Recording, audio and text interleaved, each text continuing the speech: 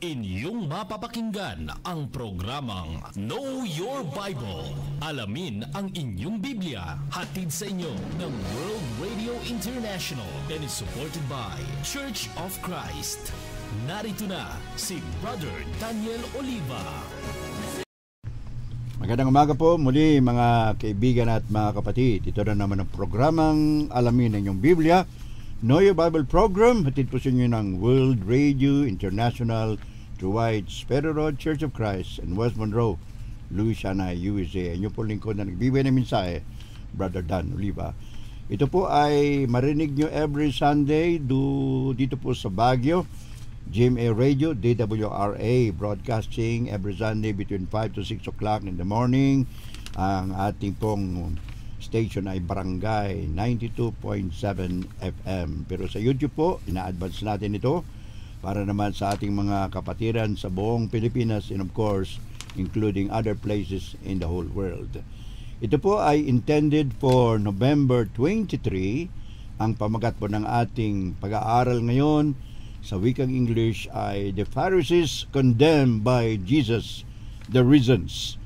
Ang ating pong teksto, Luke chapter 18, verse 9 to 14. Babasahin po natin muna sa wikang English and then we will read it in our Filipino version. Ganito po sinasabi ng parable of the rich man, or rather the Pharisee and the publican. And he spake this parable unto certain which trusted in themselves that they were righteous, and despised others. Two men went up unto the temple to pray, the one a Pharisee, and the other a publican. And the Pharisee stood and prayed thus with himself, God, I thank thee that I am not as other men are, extortioners, unjust, adulterers, or even as this publican. I fast twice a week, I give tithes of all that I possess. And the publican, standing afar off, would not lift up so much as his eyes unto heaven, but smoothed his breast, saying, God, be merciful to me, a sinner. I tell you, this man went down to his house justified rather than the other.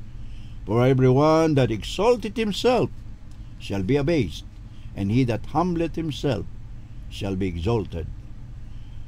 Luke chapter 18, verse 9 to 14, using the King James Version. Now let's go to the Filipino version na ating babasahin po sa Lucas Kapitulo 18, talatang 9 hanggang 14. Ganito po ang sinasaad ng Santa Biblia.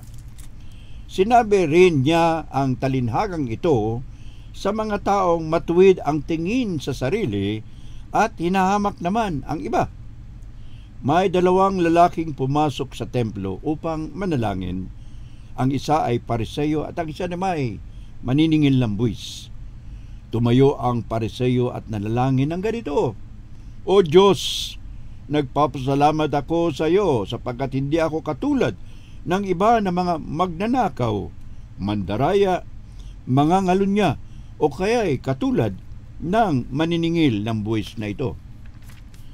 2 beses akong nag-aayuno sa isang linggo at nagbibigay rin ako ng 10% bahagi mula sa lahat ng aking kinikita.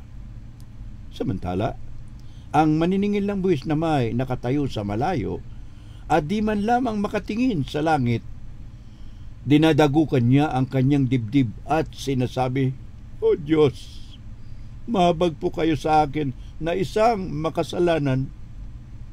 Sinasabi ko sa inyo, ang lalaking ito ay umuwing matuwid sa harapan ng Diyos at hindi ang Pariseo, sapagkat ang sino mang nagmamataas ay ibababa at ang nagpapakababa ay itataas.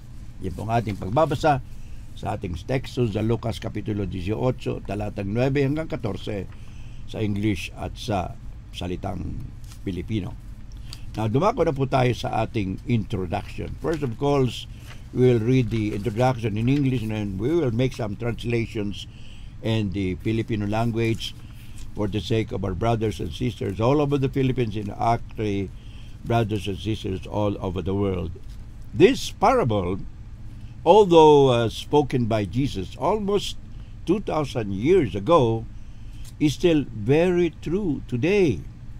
So ito pong talinhaga na sinabi ng ating Panginoong Jesucristo malapit na pong 2,000 taon na nakaraan ay makatotohanan pa rin hanggang sa ngayong kaparahunan. Church leaders and members who think their lives are exemplary are prone to despise fellow Christians who have stumbled morally. So ano pong nangyayari?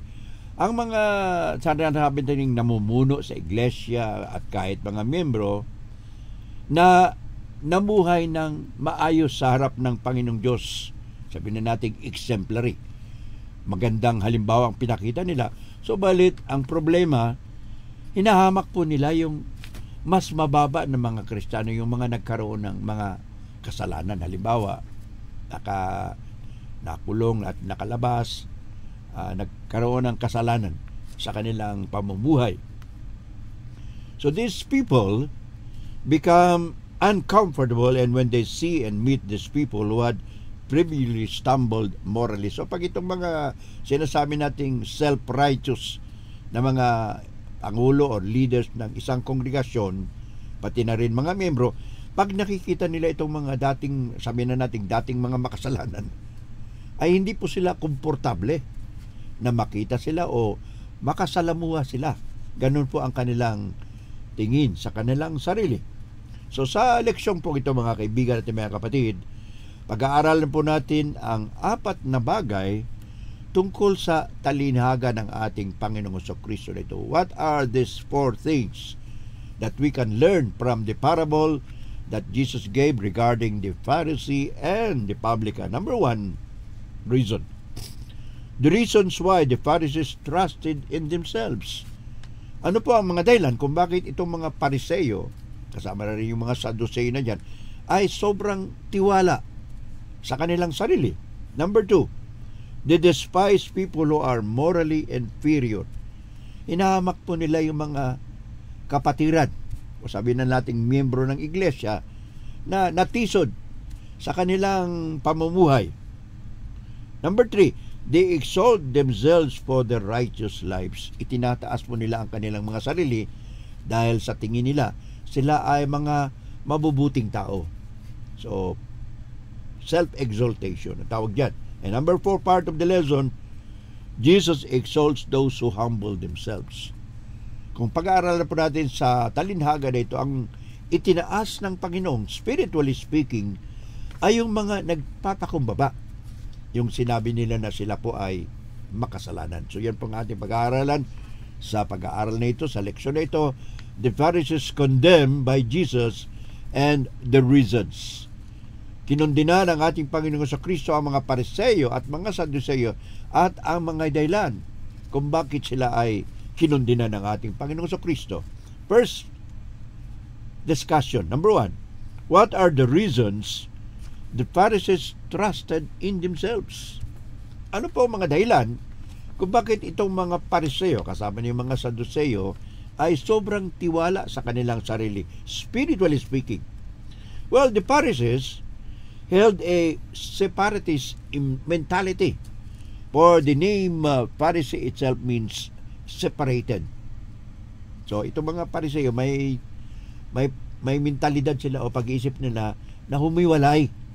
Sapagkat ang salitang Pharisee means humihiwalay. The separated one, ang humiwalay.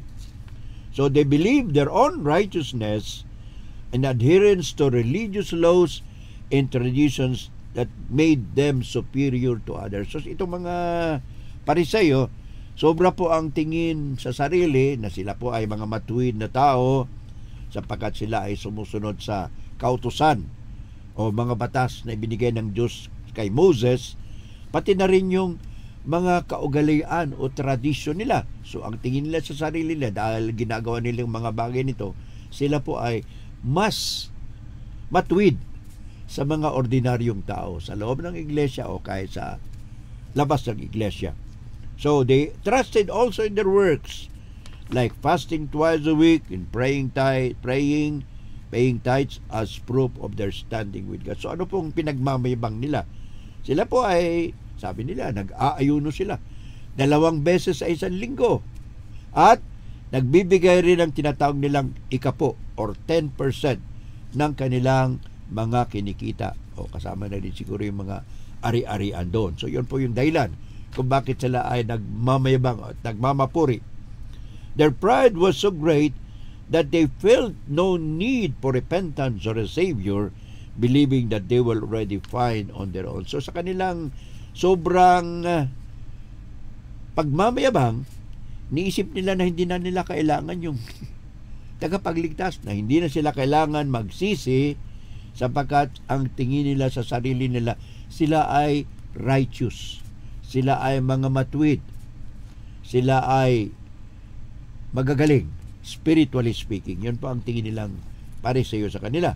They also focus on external religious acts, believing this were the path to justification, not internal faith and repentance. So ano pong pinagmamayabang nila? Well, pinagmamayabang nila yung marami silang nagagawa na mga physical, yung mga nakikita ng tao. At ito raw, sa kanilang tingin, ito raw ay patungo sa kanilang magaling, pagkapasok sa kaharian ng langit. Ito po yung pinagmamayabang nila. Hindi po yung paniniwala sa Panginoon, pati na rin yung pagsisisi. Hindi na raw dapat silang magsisi kasi ang tingin nila sa sarili nila, wala naman silang kasalanan. So ano pagsisisihan nila? Number 2, leksyon. They despise people who are morally inferior. Hinahamak po nila ang mga tao na sa tingin nila ay mas mababa sa kanila. Morally inferior. Ibig sabihin, kung sa gawa ng kabutihan, sila ay righteous, magaling sila, at yung mga makasalanan na ituturing, mas magaling sila doon. Yun ang paningin nila sa kanilang sarili. Okay? The Pharisees were scandalized when Jesus ate and socialized with tax collectors. So, nung dyan sa Book of Matthew hanggang sa Book of John, si Kristo po ay naipakita na nakikikain siya kasama yung maniningil ng buwis, yung mga makasalanan. So, ayaw po ng mga Pariseyo. Sabi niya, kung ito ay righteous na tao, bakit siya nakikipagsalamuha sa mga makasalanan? Sinagot ng Panginoong Jesucristo yan later on. To them, no godly person like Jesus would associate with simple collectors. So, sa kanilang tingin, dahil si Kristo ay matuwid, nangangaral ng kabutihan, nangangaral ng pag-ibig, hindi dapat makihalubilo o makikipagsalamuha sa mga ordinaryong tao, lalo na yung mga makasalanan. Pero ano sagot ni Kristo diyan? Meron po siyang sagot. Sa Matthew chapter 9, verse 12 and 13, sabi ng Panginoon sa Kristo, those who are well have no need of a physician, and go learn what this means.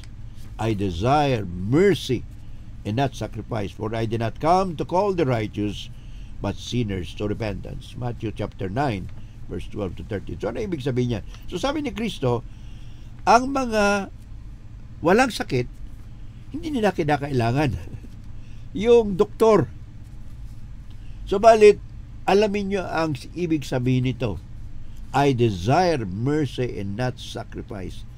Ang hinihingi ng Panginoon Diyos ay ang awa at hindi yung handog. Anong ibig sabihin ng Panginoong Jesucristo diyan? Naparito ako hindi upang tawagin ang mga matutuwid, kung hindi ang mga makasalanan. Ano pong ibig sabihin ng Panginoong Jesucristo sa sinabi niyang I desire mercy and not sacrifice? Ang gusto ko habag o awa at hindi handog. Ang tao kasi, kapag may naihandog na, may naibigay na sa Diyos, maaaring pera, maaaring donation sa iglesia o taong bayan, tulong nila. So sa mga righteous people, sa mga katulad ng mga Pariseyo, ang tingin nila, hindi kinakailangan na humingi sila ng habag o kapatawaran mula sa Diyos, dahil yung mga gawang mabuti na naipakita nila ay sapat na para sila ituring ng Panginoong Diyos na righteous. Then, therefore, Jesus Christ presented Himself as a doctor and healer of those who are spiritually sick. Romans chapter 5 verse 8. Sino ba ang walang kasalanan? Kahit yung mga Pariseo na yan, mga Sadduceo na yan, meron pa rin silang kasalanan. Maring hindi nakikita yung kasalanan nila, pero sa kanilang isip, mayroon silang mga masasamang pagnanasa sa buhay. Yun po ay kasalanan sa panahon ng ating Panginoon Kristo. Pero sa lumang tipan, kung hindi mo ginawa, wala kang kasalanan. Pero sa Panginoon ni Kristo, panahon ng ating Panginoon, iniisip mo pa lang, kasalanan na. Lalo na pag yung inisip mo, sinundan mo, at gumawa ka talaga ng kasalanan. So the Pharisees, brothers and sisters, despise sinners as they focus on ritual purity and their own sense of righteousness. So ang tingin ng mga Pariseo sa mga ordinaryong tao, sila raw ay righteous dahil nasusunod nila yung mga seremonya na dapat gawin para sila ay maituring na mga malinis physically and spiritually speaking. And of course, that is not supposed to be. Alright? So, hindi pwede yun. In their own sense of self-righteousness. So, ang tingin nila sa sarili nila talaga, sila ay mababait. Sila ay magagaling. Yun ang tingin nila sa sarili nila. Pero sa Panginoon, kung sobra ang tingin natin sa ating sarili, hindi po natutuwa ang Panginoon, ibababa niya po tayo. Yun po ang ibig sabihin. So, ano pa? Yung mga Pariseo, they also believe that mixing or associating with the unclean would make them ceremonially defiled and subject to God's judgment. Paliwanag ko po yan. So, ganito po ang isip ng mga Pariseo. Kapag sila daw ay nakipaghalubilo, nakisalamuha sa mga ordinaryong tao ng mga makasalanan, they will become ceremoniously defiled. Marurumihan din po sila.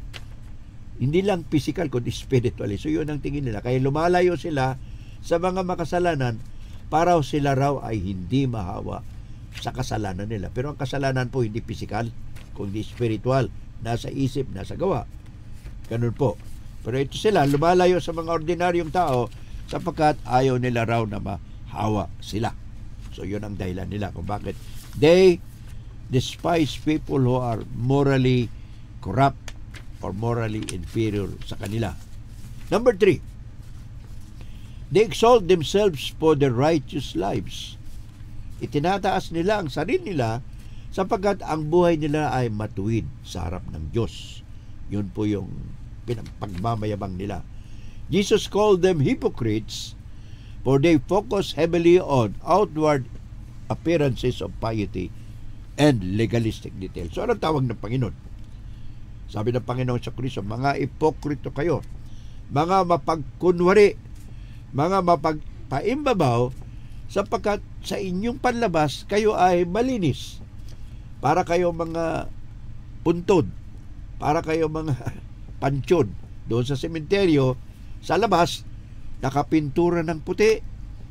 Subalit sa loob pala, punong-puno po ng mga buto at maraming bagay na sa loob po ng puntod yun. Yun po yung description ng ating Panginoon Kristo sa mga Pariseo na kung tingnan mo ay napakabanal ng kanilang itsura dahilan sa kanilang mga ritualistic practices, mga seremonya. Pero sa loob pala, deep within their hearts, naroon po yung kabulukan na spiritual. And so Jesus Christ called them hypocrites, scribes and Pharisees, hypocrites. And the word hypocrites comes from the Greek word hypokrites, nang ibig sabihin an actor or a stage player. Actor or stage player, yung pag-ibig sabihin ng salitang original meaning ng hypocrites. Actor at ano pa, gumaganap lang para sa isang palabas, na katulad ng drama. Later, the term was referred to a person who pretends to be someone he is not wearing a mask in their life. So later on, itong salitang ipokrito ay patungkol na sa isang tao na nagkukunwari na siya ay ganito, subalit sa totoo ay hindi naman pala talaga siya. So the Pharisees gave alms and prayed in public to be seen and applauded by the people. So ano itong ginagawa ng mga Pariseo? Kung sila po ay namimigay ng limos, tumutulong sa mga mahirap, pati sa kanilang panalangin, nananalangin po sila sa mga lugar na kitang-kita sila ng tao. Nang ibig sabihin, talagang religyoso itong mga Pariseo. Kasi nga, kahit saan, nananalangin sila. Pero yun po ay panlabas lamang nila. In other words, disguise. Na kunwari talaga sila ay righteous, sila ay magagaling, subalit yun po ay pagka-ipokrito lamang. In other words, pakitang tao lamang.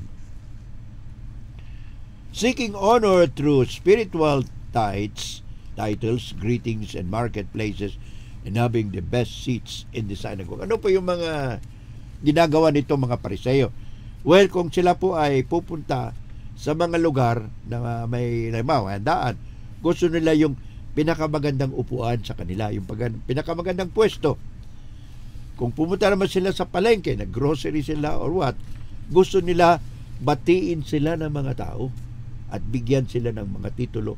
So itong mga Pariseo po, self-exaltation lead the Pharisees to look down on and despise others, such as the tax collector in the parable of Jesus. So yung pagtataas nila sa kanilang sarili, ito po yung dahilan kung bakit itong mga Pariseo na ito ay mababa ang tingin nila. Hinahamak nila yung mga ordinaryong tao, lalo na yung mga tax collector, yung tinatawag ng mga makasalanan. Halimbawa, mga nagpapalimos, yung mga dating kriminal, yung mga sinasabi nating masasamang babae na nagbabago, katulad ng mga istorya sa Biblia. Ganun lang po yun. So, ganun po ang tingin nila. Last part of other lesson. Jesus Christ exalts those who humble themselves. So, doon po sa talinhaga, makikita natin na ang itinaas ng ating Panginoong Kristo ay yung taong nagpakumbaba. Baliktad pala sa mundo. Dito sa mundo, kung ikaw ay mayaman, tinitingala, ikaw yung parang sinasamba ng tao. Pero sa harap ng Diyos, kapag ikaw ay nagpakumbaba, tinanggap mo yung iyong makasalanan, humingi ka ng tawad, sa harap ng Panginoong Diyos, yun po yung mataas. Yun po ang ibig sabihin ng sinasabi ko rin. Jesus Christ exalts those who humble themselves. The tax collector was exalted as he was humble. So nakita natin dito sa last part, verse 14, Lucas 18, talatang 14. Sabi ni Kristo, this person went home justified. For whoever humbles himself shall be exalted, but who exalts himself shall be abased or shall be humbled. So baliktad po ang gusto ng Panginoon. Kapag itinataas natin yung sarili natin sa harap ng Niya, tayo ay bababa ng Panginoon. So balit kung tayo po ay nagpapakumbaba, tinatanggap natin yung ating mga kasalanan, humingi tayo ng kapatawaran, matutuwa pa ang Diyos at itataas nila tayo sa spiritual na pamamaraan. So tingnan nyo yung nangyari din sa tax collector, mangungulekta ng buwis. Bakit? Ayaw ng mga Pariseo yung mga tax collector o mangungulekta ng buwis. Kasi po, ganito ang style.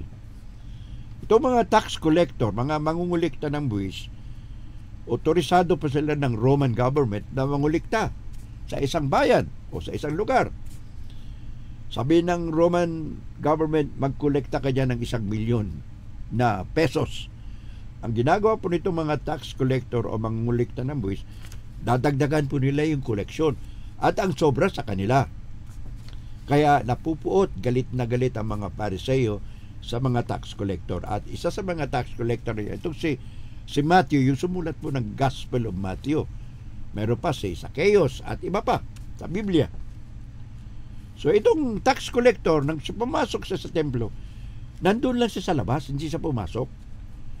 Hindi nga sa tumingin sa kalangitan at dinadagukan niya ang kanyang dibdib. He was beating his breast and he was sorrowful. Napakalungkot.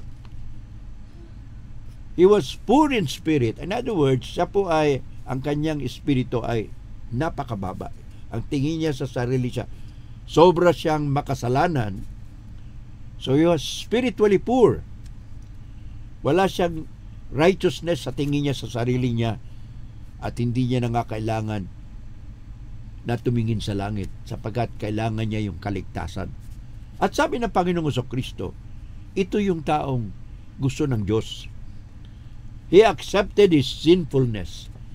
Iilang tao ang nakakaroon ng kasalanan, subalit iilan din ang tatanggapin na sila ay nakagawa ng kasalanan. Maraming tao, they think that they are righteous. Tingin nila sa sarili sa luwas sa kasalanan. Pero itong Pharisee, rather itong tax collector, he did not try to justify himself with good deeds. Sinabi nitong tax collector o mangungulekta ng buwis, wala siyang nagawang kabutihan. Empty. He is poor spiritually. Anong tawag niya sa sarili niya? God, be merciful to me, a sinner. Panginoon, maawa po kayo sa akin. Mahabag po kayo. Ako na isang makasalanan. And this was a repentant frame of mind that God honors. Itong klaseng pag-iisip na ito na ibaba mo yung sarili mo, sabihin mo makasalanan ka, hindi ka karapat-dapat sa pagmamahal ng Diyos. Yun po ang gusto ng Panginoon, mga kaibigan at mga kapatid. Humbleness, humility. He trusted in nothing but God's mercy to be right with him. So wala po siyang ipinagmayabang.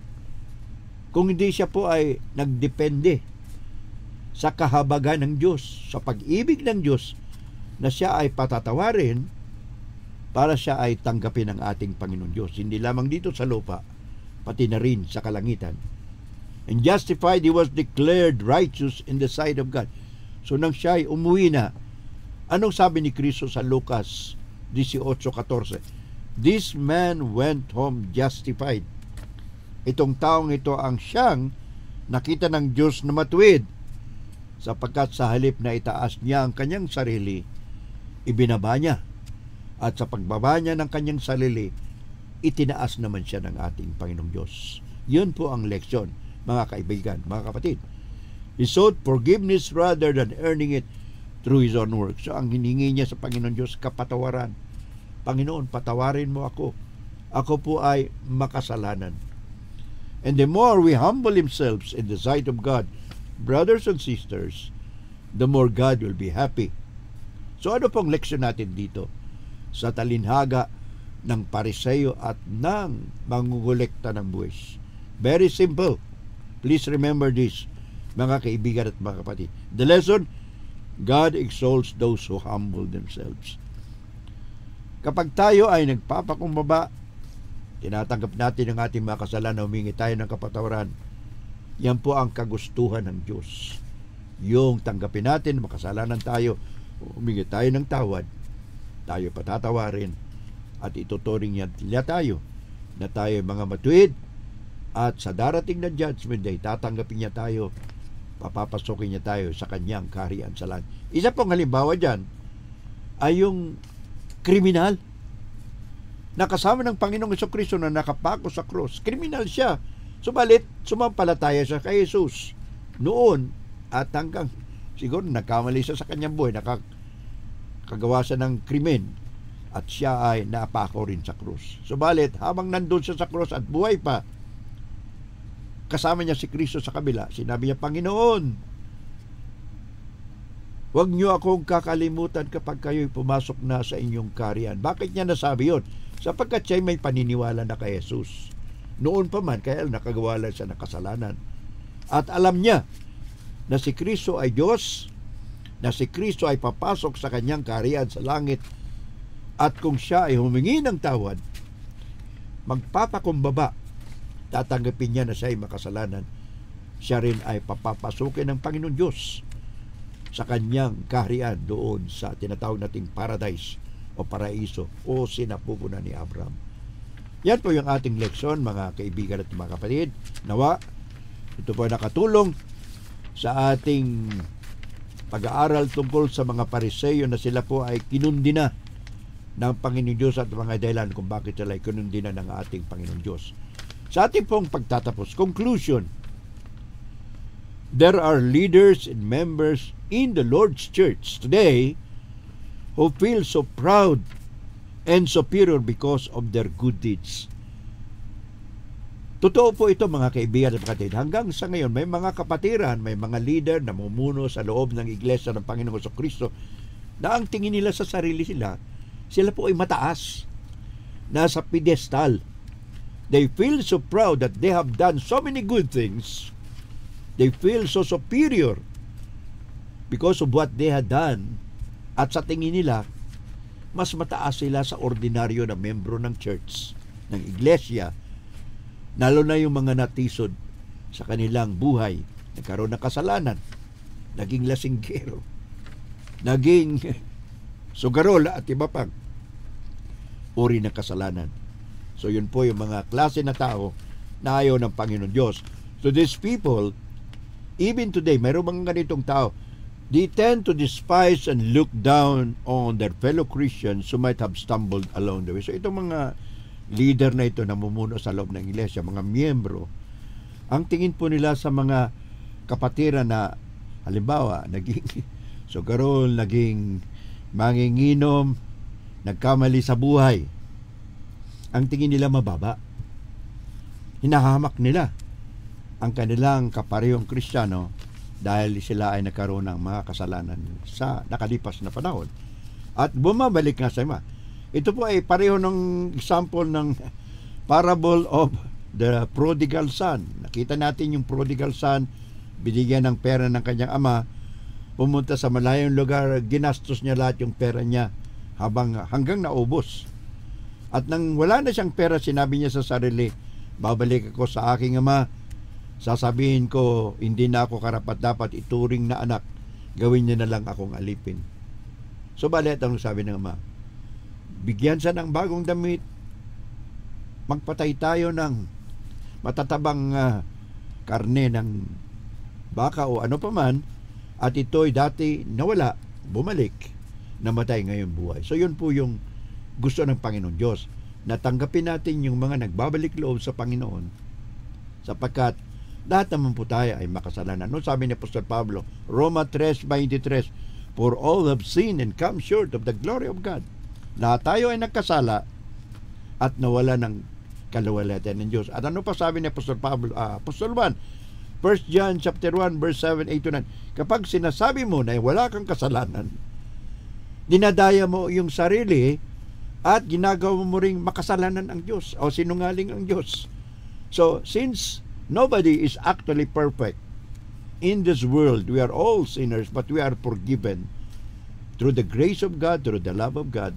So, hindi po tayo pwedeng magmapuri, magmayabang na tayo ay mas magaling, mas righteous kaysa sa ordinaryo na tao. Katulad ng ginawa ng Pariseyo doon sa tax collector, na ang tingin ng Pariseyo sa kanyang sarili, siya yung pinaka-righteous, siya yung pinakamagaling. At tingin niya sa mangungulikta ng is mababa. He despised him. So ngayon mga kaibigan at mga kapatid, may this lesson make us see and realize our own imperfection, sapagkat wala naman pong taong perpekto. Lahat tayo makasalanan. Subalit ang gusto ng Diyos, bumalik tayo, lagi tayo humingi ng tawad sa mga pagkukulang natin, sapagkat lahat ng tao ay kinakailangan ng kapatawaran, kailangan ng Panginoon Diyos na magpakumbaba ang lahat ng tao at hindi magmayabang. Sapagkat ang lesson, the more we exalt Himself, the Lord will humble us. But if we humble ourselves, the Lord will exalt us. So yan po ang ating leksyon, ang idea na tayong lahat ay mga makasalanan, at kung ibig mong maging righteous, hindi katulad ng Pariseyo, kundi katulad ng isang mangungulikta ng buwis na nagbabalik loob sa Panginoon Diyos, what did God say? Through Jesus Christ, sabi ng Panginoong Jesucristo, he who believes in me and is baptized shall be saved. Ang sumasampalataya at nababautismuhan ay maliligtas. Marcos 16:16. Ano pa sabi ni Apostle Peter? Repent and be baptized for the forgiveness of your sins, and ye shall receive the gift of the Holy Spirit. Magsisi kayo at magpabautismo at patatawarin kayo sa inyong mga kasalanan at tatanggapin ninyo ang kaloob o regalo ng Espiritu Santo. Now is the acceptable time. Kung kayo po ay kumbinsido, ngayon na ang araw ng kaligtasan. Today is the day of salvation, and if you want, we can help you. Kailan ang kaligtasan? It is today. 2 Corinthians chapter 6 verse, sabi ni Apostol Pablo, today is the day of salvation. To all of those who are not yet in Christ, ibig nyo lumapit sa Panginoong Kristo. Christ is inviting you. Matthew chapter 11 verse 28 to 30. Ano sabi ng Panginoong Kristo? Come unto me all ye that labor and are heavy laden, and I will give you rest. For my yoke is easy and my burden is light. So sabi ni Kristo, lumapit kayo sa akin, kayong mga nabibigatan, at bibigyan ko kayo ng spiritual na kapahingahan, sapagkat ang aking pabigat ay magaan lamang. Manalangin po tayo mga kaibigan at mga kapatid. Our Lord God and Father who art in heaven, marami pong salamat sa leksyon na ito. Maraming salamat sa aming mga sponsors, White Sparrow Road Church of Christ and West Monroe, Louisiana, USA, kapatid na Rico J. Canlas and Sister Sally, wife niya sa San Fernando City, Pampanga, kapatid na June and Sister Dina Kaogeran of Metro Manila, kapatid na June and Sister Rose Untalasco sa Canada, kapatid na Nards and Bibing Tuanyo dyan sa Dao Capiz, mga kapatiran sa buong Pilipinas, Greg, Sister Luz Manuel sa Lingayen, Brother Jonathan, Sister Annalyn Ramos dyan pa rin sa Lingayen, kapatid na June and Tess Abaya dyan sa Nueva Ecija, to my sister in Cebu, and Neil Imperado, my nephew, and the rest of the people all over the world, especially also nabanggit natin kapatid na Brother Ed and Sister Beulah Lauder dyan sa California, and all the people who are helping the ministry and the preaching of the gospel through the radio and of course through to social media, YouTube. Dinadalangin pa namin, pasalamat po mga kapatid and mga kaibigan, and we ask the Lord also to forgive us. Please be with us, O Lord, and pray for our mission. Sa mga outreach namin, especially, we are planning to open a church work in Buntok Mountain Province. Sama niyo pa sa dalangin ninyo mga kaibigan at mga kapatid. All of these things we ask in the name of our Lord and Savior Jesus Christ. In Jesus' name, we ask all these things. Amen.